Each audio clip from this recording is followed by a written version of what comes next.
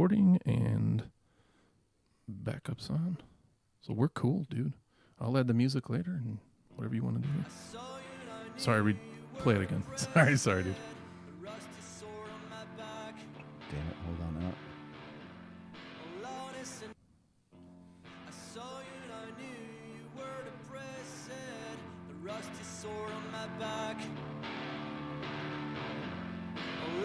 And nonsense, degrees on your ends, choking your phone cracks. Perfume on the dust, and you found no rest.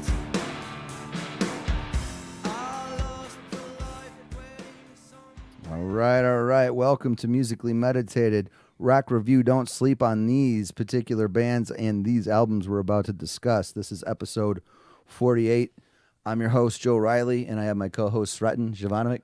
Bonjour, Joe. How are you? I'm good. How are you? Yeah, I'm doing very well. Good, man. Everything is lovely. A little shameless self-plug. Real quick, Musically Meditated is available on most, not all, but most podcast listening platforms. Easy place to listen, definitely. And now to watch is on our YouTube channel. We've had that since day one. Also, Spotify, iTunes, Stitcher, iHeartRadio. What else am I missing, Sreten? Libsyn, every Android app that's for podcasting, we're on all of them. Okay. That's easy to do because you just load it up on one, and Android's good about spreading the love. Yes, they are. So thank you. Yeah. Thanks, Android. Thanks, Android. But also please reach out to us. We do have a contact number. It's a Google number, right? Yep. Isn't that what it is? Yep. And the number is 1-812-963-4727. Once again, that is 1-812-963-4727. We would like to hear from you. Don't be shy. I know people get shy with this kind of stuff, but any suggestions, hate mail, love mail, whatever it is, whatever you want to say, please Mostly reach out. love mail. I'm sensitive. He's sensitive. I can't handle it. I got thick skin. I don't. Because I'm a steel worker. But Point yeah. at the sign. Yeah, we got a sign back there. Yeah, there we go. We won't get into that, but locally you probably know what's going on. So there it is. And they have our support 100%. Sure do. For the current contract coming up. But that's local.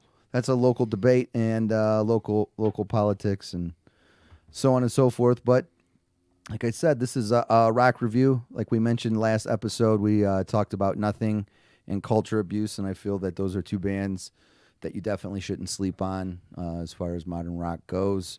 And what we're going to jump into is this band called Birds in Row.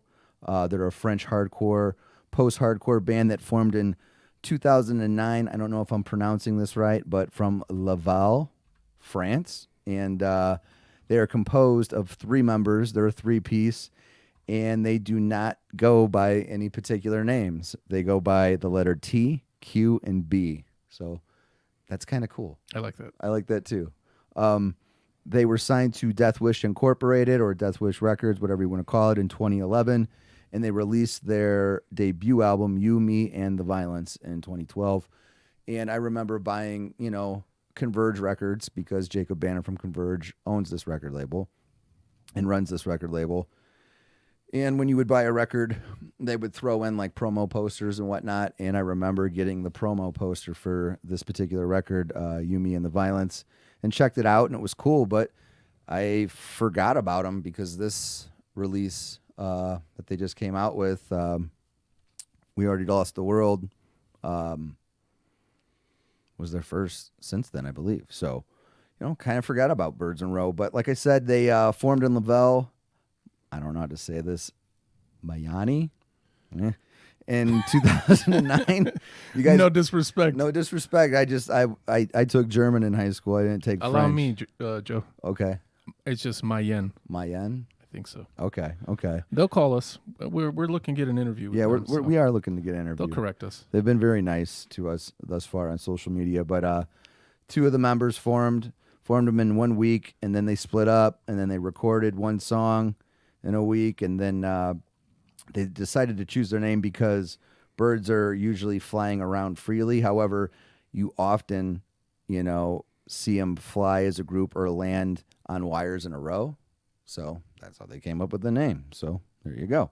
And, this could represent how people choose to be free and then always end up following their fellows, and feeling comfortable. So, birds of a feather flock together.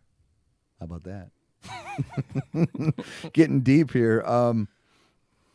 So that's a little background. They also choose to sing in English because they wanted to be understood by most people. So that's a great idea. If you would not have told me, I would not have picked up on the accents. And then once I did a little research on them, I can hear it, but not really. No, but not sort really. of, but not really.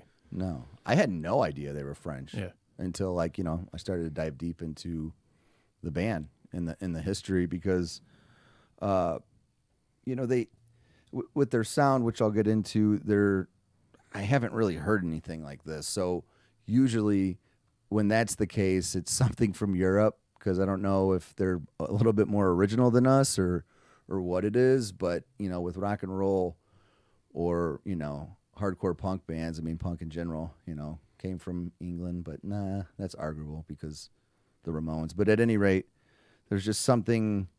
Well, I feel like if you stick out enough that you could stick out and cross the ocean, then it's usually something special. Local stuff, like let's say local, the entire United States. Yeah. You kind of know exactly where to get access to that type of music. Like you in particular, Joe. Maybe you don't have that same angles with Europe, so something has to like cross the ocean for you, and most times it's ends up being that good. Yeah. So I agree with you. In 2014, they posted on Facebook that they had broken up, and then only to delete the post just a few seconds later. Yeah. So everyone was confused, and then they released a follow-up statement saying that Birds and Row were going through some changes, but they haven't broken up, and they basically said that they were just going through a lineup change, and citing both an interest in learning to perform together. And with the new lineup, they were wanting to pay tribute to people and labels who helped them achieve their level of success, what they've already had achieved. And then they decided to release a series of EPs. And among these releases, the EP Personal War was to be released through Death Wish, and a split with WAITC, who are also from Laval, France, to be released through French label Throat Ruiner Records, which there's this band on Throat Ruiner Records that I discovered years ago. I actually bought the vinyl, and it looks like it's Cavalier, but it might be like Cavaliere. I don't know how to say it, but they're very Converge, like dirty Converge. Cavalier is pronounced Cavalier. Is it? But it's spelled different. So I don't know. Chevalier? Maybe it's Chevalier. Yeah, maybe that's it. Look at you. You did take French, didn't you? Yeah, I did. All right.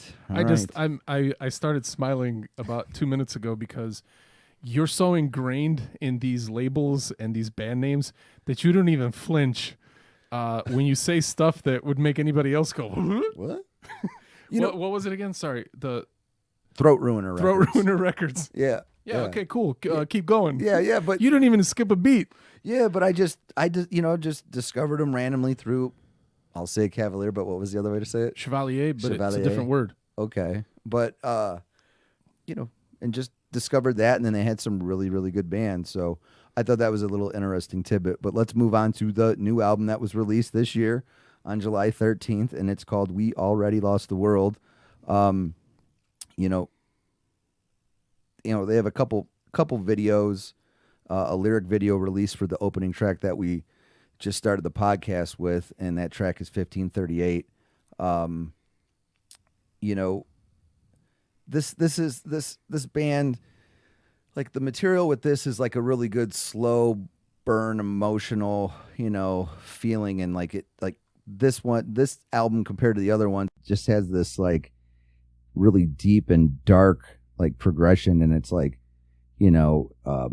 just maybe opening back some, like peeling back some scars or some old relationship wounds I'm getting from this, like some separation. I did a little more anxiety. research on this one too, and I get a little bit of that, but I get a little bit of somebody that maybe some of those are politically minded, but they're definitely not. So the political climate in Europe is definitely not the one that it is in America.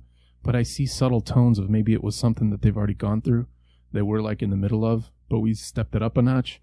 Or maybe it's relationship stuff where you've had 1,000 arguments and like, what do you do now? Like you sort of haven't moved forward. You just know that you're about to have like 1,000 more arguments and they're all going to have the same outcome. That's kind of the tone I got. And I might be looking way too much into it. No, I think that's awesome because, like one of the tracks is called Love is Political.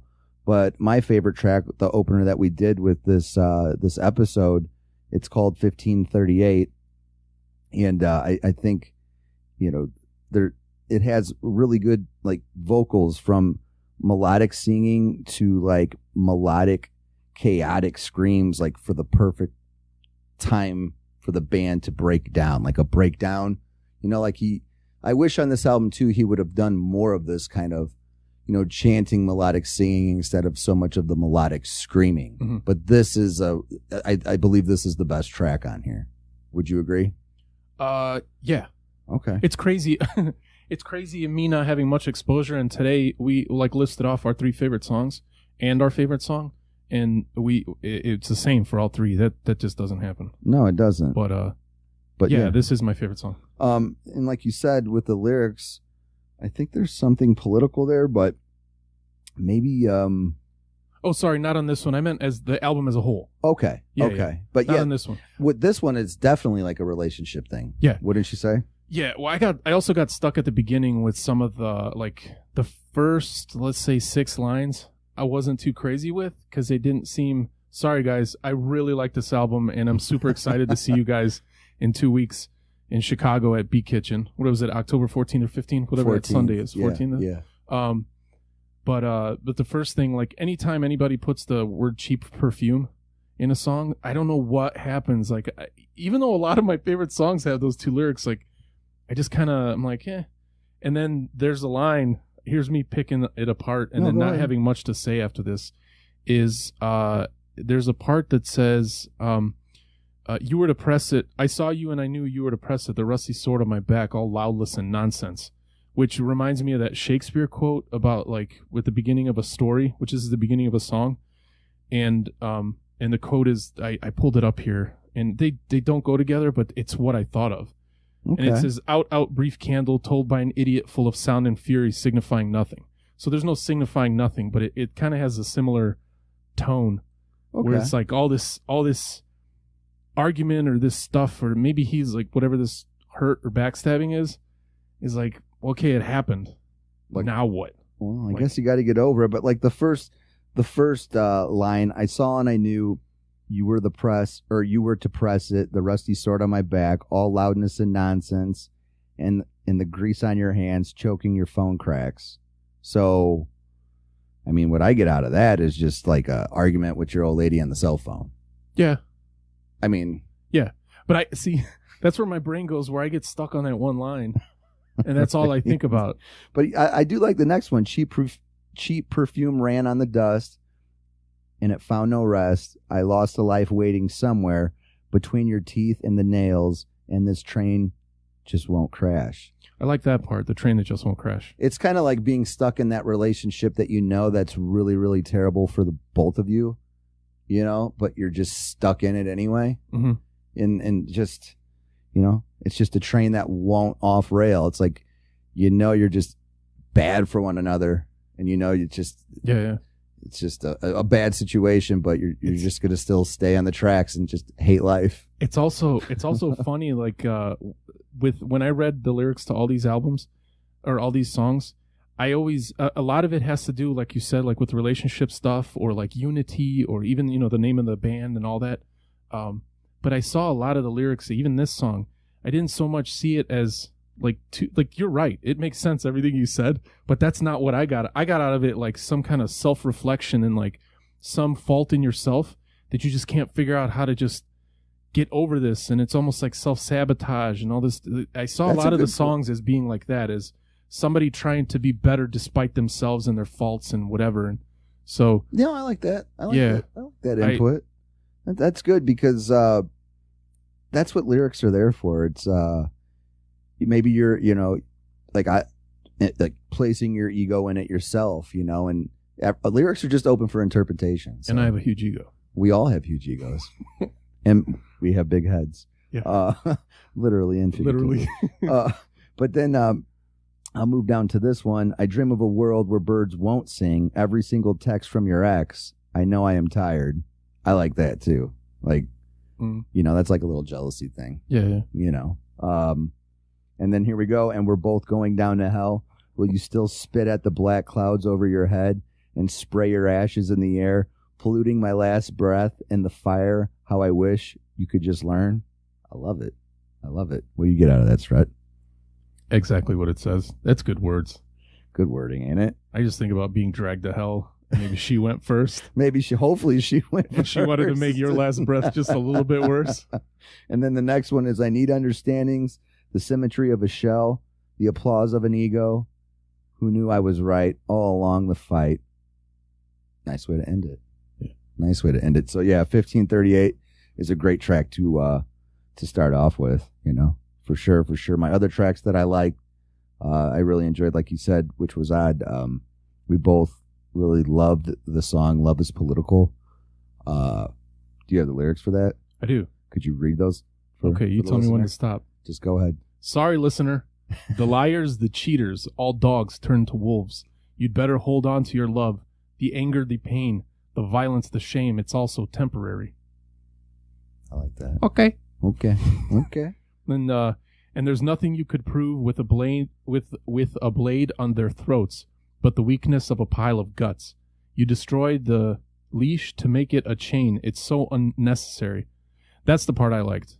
Okay. Like all this craziness, and then to say like it's so unnecessary. Yeah. Like why did it get to this? Or maybe I'm putting words in their mouth, but yeah, why did it have to get to this point? yeah. For you'll know the failures of hateful hearts. Ooh. Which is, we got a lot of people right now that are like talking hateful stuff, whether they think their side is right or not. And, most times doesn't get you anywhere except a big mess until somebody lets it go. Yeah, Right. snaps and somebody else has to. Okay, sorry. No, Don't tell me what to do. Don't tell me where the fuck I came from. Violence is not a mission. I surely cannot cope. Love is defiance. Defiance is necessary. Love is disobedience. Love is political. That's cool. Yeah. That's really cool. I like that last one. I do too. I saw like on their Instagram, a lot of people were just getting that tattoo, Love is Political, like on their wrist or whatever. And I think just that song title itself could have so many different meanings. Yeah. But great track. I remember with the music, as a band with that track, there's a lot of highs and lows, but the drum and the bass, mathematically, they keep it interesting.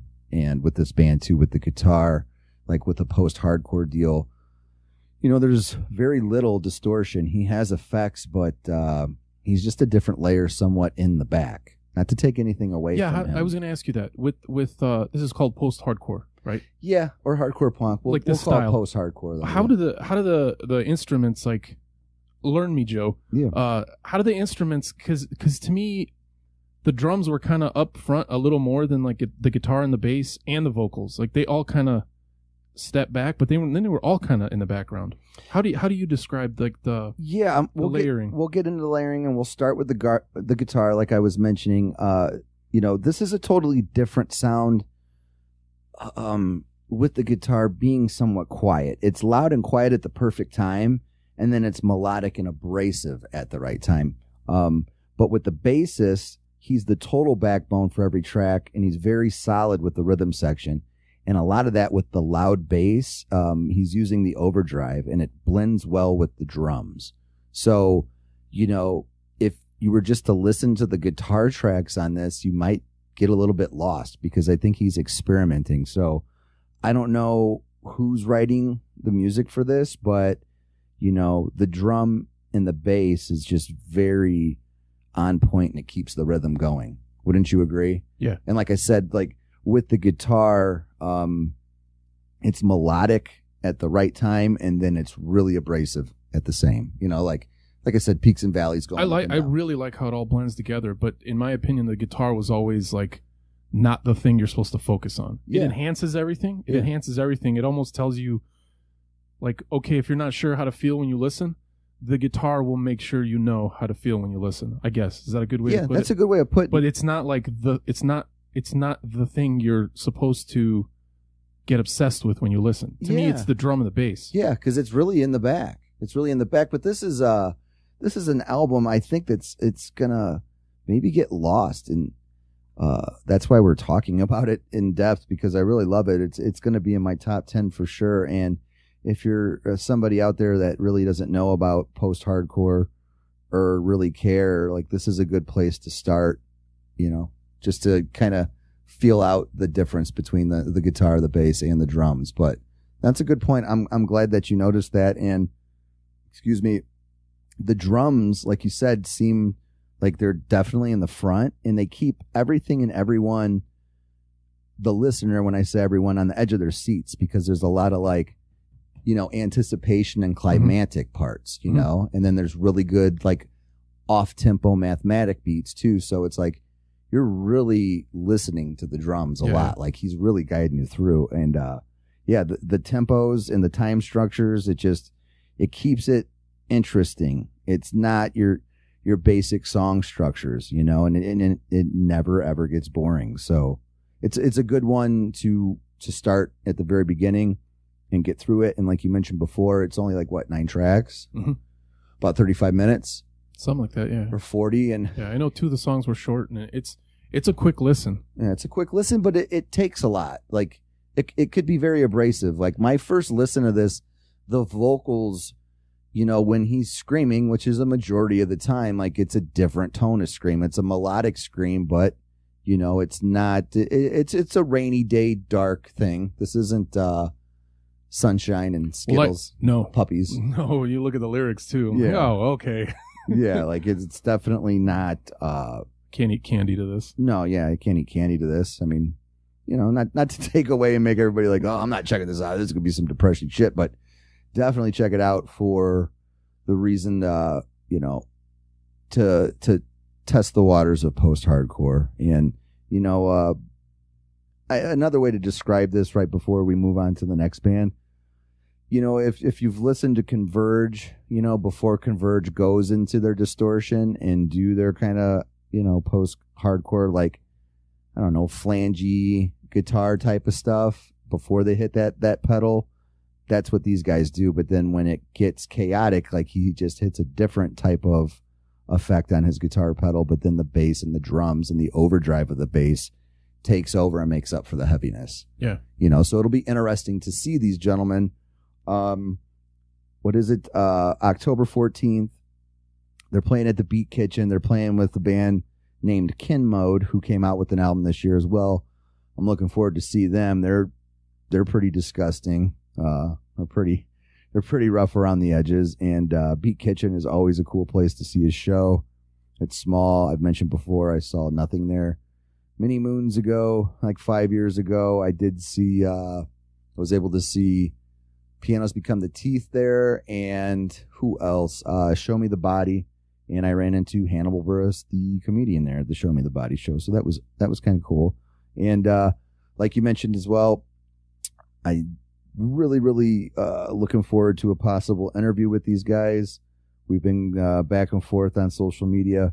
I'll have to email them, and I don't know if they know how to speak fluent English or if we're going to have a translator. And I don't know what to refer to them as. What were the letters, like B, T, and Q or something? I just closed the thing. Yeah, but but it seems like they always had this, like, kind of cool mystique, not like a Slipknot, but like, I get it. I get the artistic expression. I like, it doesn't matter who we are. Like, here's our art, like, they're taking the total ego out of it. So, more than likely we won't have a camera there, so they'll be okay with that. But they did perform live on Audio Tree, which is kind of like that KTXP or whatever, on YouTube. So everybody check them out. That radio station in Seattle, we can't remember the name. We can't remember the name but of. It's really cool because we're like that you should all watch. That you should all watch. We're just so close to Chicago, we just don't remember Seattle type shit because it's so far away. Our memories get foggy. Yeah, no disrespect to you, Seattle, but yeah, everybody check them out on Audio Tree. And I was kind of surprised because of I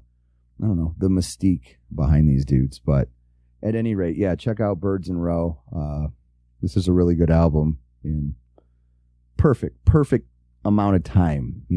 They didn't go. I really enjoyed it. You gave me 3 bands for homework, and you like set up the Spotify so that I could just listen. I accidentally listened to the other 2 bands, or one of the bands, and I have a hard time with that type of music. And I thought that was the one that you were like, well, we're going to focus on this, so give it a listen. Let me know what you think. That's a good transition. And so I was like, I had a hard time with it, but then I kept listening, and I was like, oh, it's the wrong band. Right. Let me get back to the one that I should be listening to. And I really enjoyed them. So I'm super excited about going to see them. Okay, cool. I'm glad you enjoyed it. I didn't know, for some of the listeners here, probably a majority of the people don't know who the hell they are. And if you didn't, you have a good taste in music, but I know some things could maybe be a little bit too abrasive. And I was worried that this might be a little bit too abrasive for you, but it wasn't. It wasn't. Not at all. Okay, great. Well, let's transition now into the band. The abrasive? Into the abrasive one that you were like, I don't know, man. I don't know about this. But there's a band called Tomb Mold, and the album is Manor of Infinite Forms. They're a Canadian death metal band. The best way I could describe these guys is old school death metal. They're disgusting, and they're like a doom-lathered, I don't know, just gore metal. It reminds me of just a great mixture between brutal death metal and like, imagine like a slow tree sap rolling down a tree, like doom metal when they do that, like when they want to slow it down. If you're an old school death metal head like myself, and you grew up on Cannibal Corpse, Autopsy, Broken Hope, like this is for you. They're from Toronto. This is their second album. They're on 20 Buck Spin Records. They just have like an obscure shape to their music. A lot of it is distorted, and it's kind of oddly put together. Like you mentioned earlier before we recorded, it was kind of hard for you to follow. Yeah. And what was it? Just because there wasn't breakdowns and different time signatures? Or? Yeah, I know people that listen to this music all the time. It can hear those things, and to me, and again, don't disrespect, because they have a fan base, they have all this stuff, but I'm new to this, and it's too much for me, only because I don't know where the songs end and begin. To me, it's like 4 seconds of a song, a whole album of that. Like, it's just like level 10 intensity, level 10 noise, level 10 screaming, guitar, like everything, distortion, drums, everything, super fast. And I don't know how to distinguish between the songs, except for one that I actually really liked. We'll get into that. The thing is, and I don't know if I don't know if it's a fair criticism. No, it's okay. Because I don't listen to this. You're not a death metal guy, but for those listening, it brings back that solid old school death metal shit that I grew up on. And not that they're not like progressive or anything, but it brings me back like to the old Autopsy days and Cannibal Corpse, and like I said, a little bit of Broken Hope from the Chicagoland area, and especially with the vocals in this particular album, it's all deeps, it's all gutturals, which I'm a fan of. There's a lot of new death stuff or death grind where it's just a lot of spaz core, I call it, and a lot of screaming and shouting. This dude the whole time is doing the so-called Cookie Monster, but he does it well, and like they have this really good meddling of like pulverizing heaviness, but then like very, very awesome technicality behind the guitars, and the guitars really, really stick through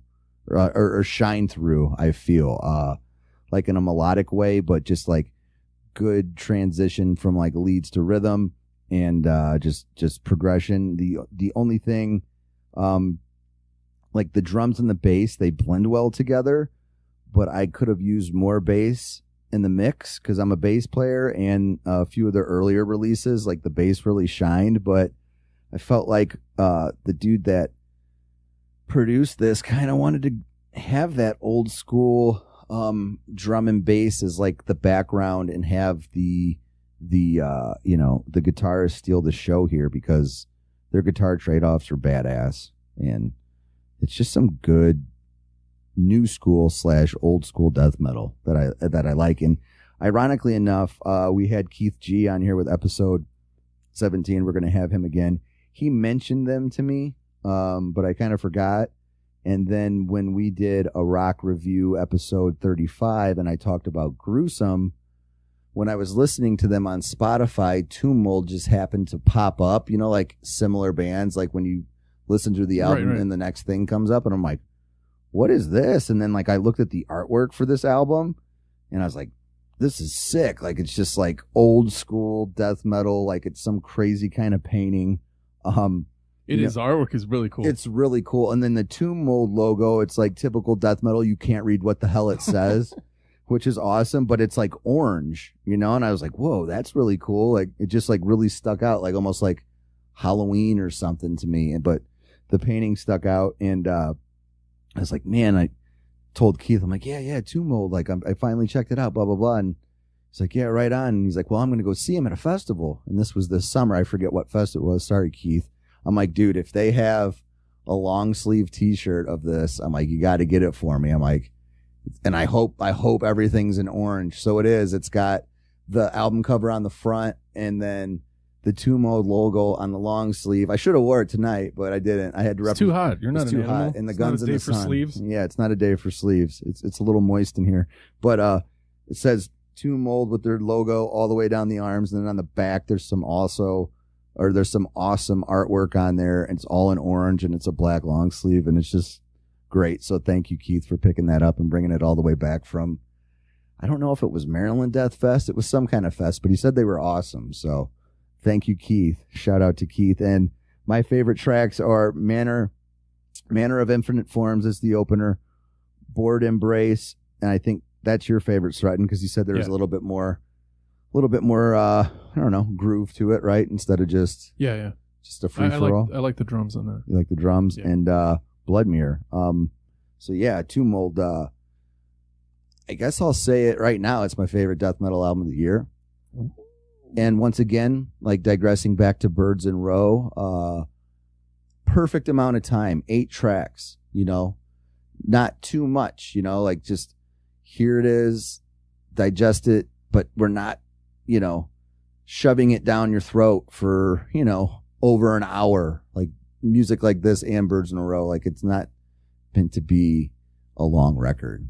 So I really like it. And I do like Gruesome. I love that album too this year, but this one's on often, or it's on constant repeat, I should say, when I'm in the death metal mood. And, you know, there's no over triggering of the drums and the production.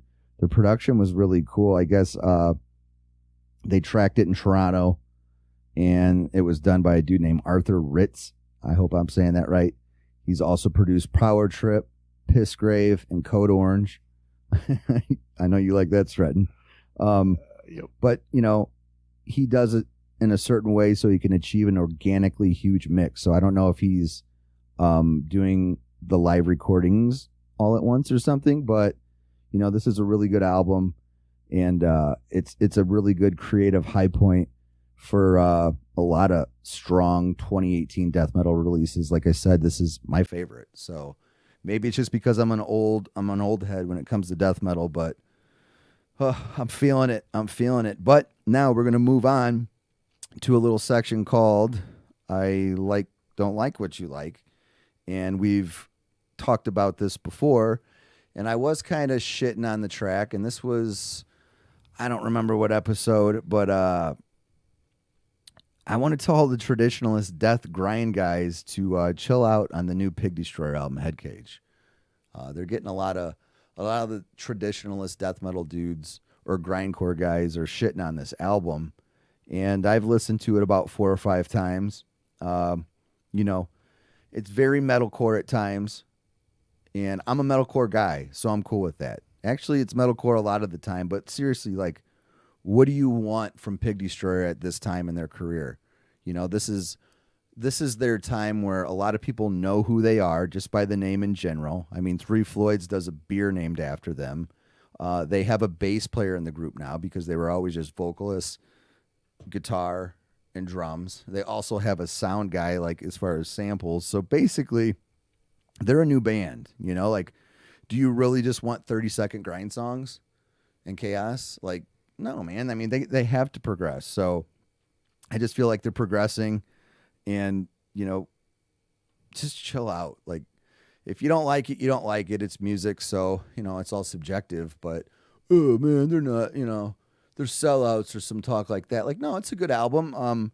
Remember, like, we've had some cool lyric, just basic lyric episodes with Brett from Gigi Stalin and the Absurdity Junkies. Right. We talked a lot about J.R. Hayes and his vocals, but more importantly, like, his lyrical content, and his lyrics are on point again, as always. And Scott Hall, the guitarist, is kicking ass. The only thing I don't like about this album, it's a little bit overproduced, meaning a little bit just too clear.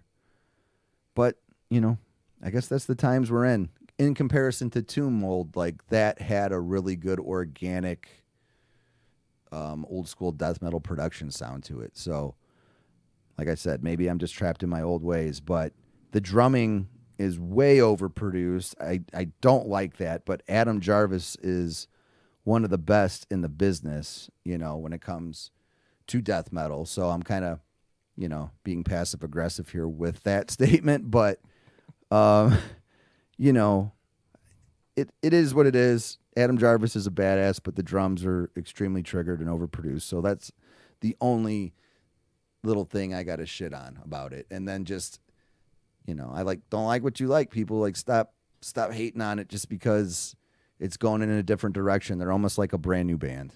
So, you know, they'll still play their old school shit. Like, we just saw them at Dark Lord Day. You know, I have a good review of that. If people want to go back and look for the Dark Lord Day, Dying Fetus and Pig Destroyer review. Remember, that was a good episode. So, yeah, shout out to Pig Destroyer. They've always been, like, really cool and supportive of Musically Meditated. So, you know, it's not just a biased opinion. It's a pretty good album. Right. So, for all you haters, stop it. They have a lot of fans, too. Chill out, other fans. Yeah, chill out haters. And here we go. It's a perfect little segue into hate mail. Oh, no. So, we haven't received hate mail for a while, and like you mentioned... No, I forgot how it felt. Yeah, I forgot how it felt, too. And like you mentioned, you were gone for, like, almost a month. So, maybe, you know, since you graced us with your presence again this episode, or last episode, I should say, maybe the hate mail would come. And it did. And it did. So I have it here. It is garbage. Here we go. Hate mail. This one's directed at me. Hey, Joe, where did you get those glasses? Hipster.com. Haters going to hate. No, I got these. They were sold out of mustaches, so you had to just get the glasses. Yeah, I got these at Meyer, all right? Yeah. I got these at Meyer, the optical department. And it's kind of hit or miss there. But no, I didn't get it at hipster.com. Bunch of jerks as I adjust my glasses. All right, next one. Okay. Joe, you and Sreten are kind of handsome only because of the lighting. Why don't you put on the bright lights and really smile? No, we like it romantic in here, okay? I even I put the mic where my teeth are missing so nobody ever knows. Nobody ever knows that smile. But yeah, people are funny. Here we go. Here's another one. Webcams, Champion brand t-shirts, Fiji water, Joe Riley is a sellout. The proof is in the pudding. Damn, man. There's no pudding here. There's no pudding. Fiji water, though. And then here's another one. Sreten's trying to be a hipster with the craft beer hat. Sun King Brewery would never sponsor Musically Meditated. Get over yourselves, you brand whores. Damn, man.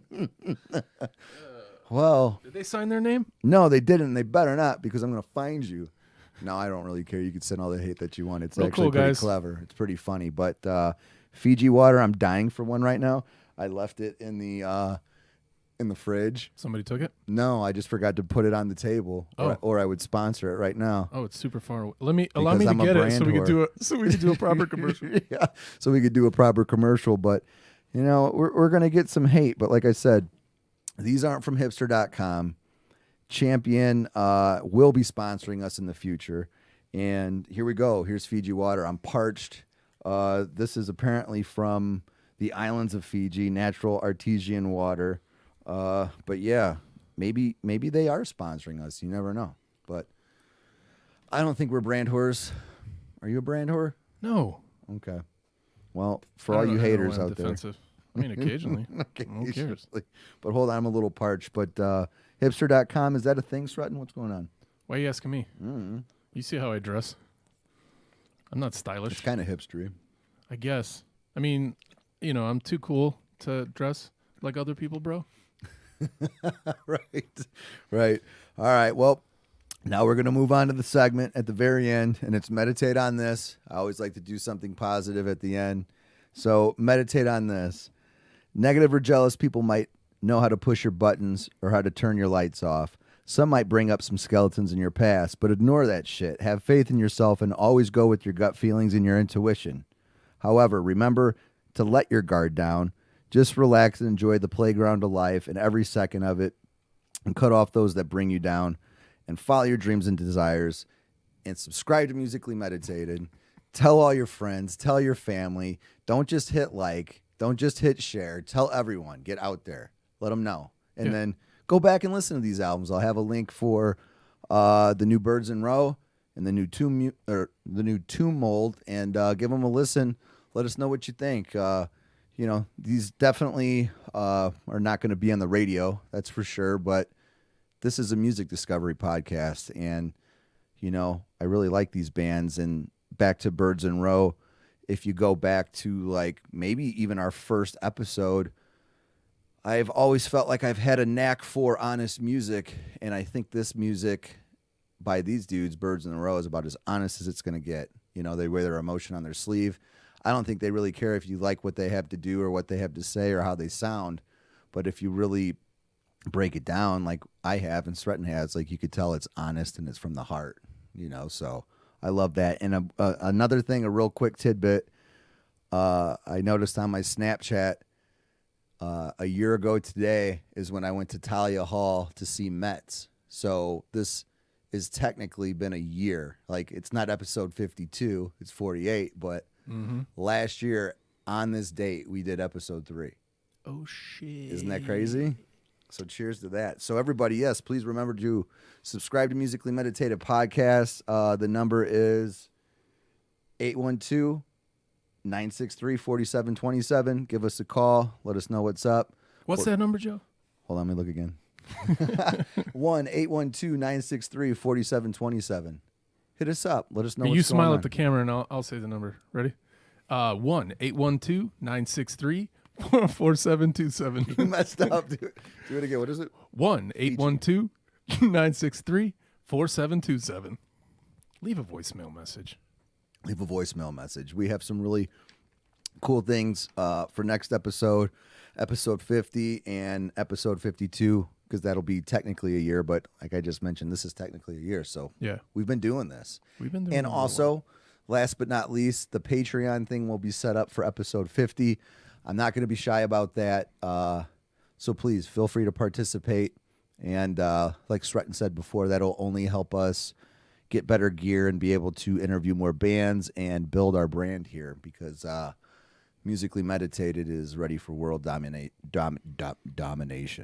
So, yeah. So domination. But yeah, everybody, thanks for listening. Subscribe, share, all that stuff. We're everywhere. In Birds in Row.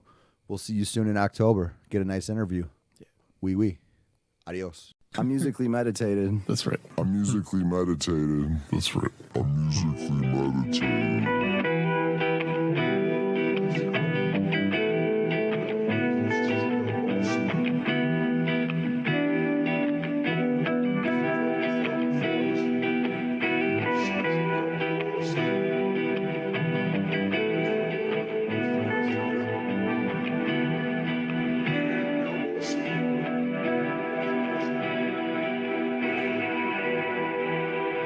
Producer my ass over there.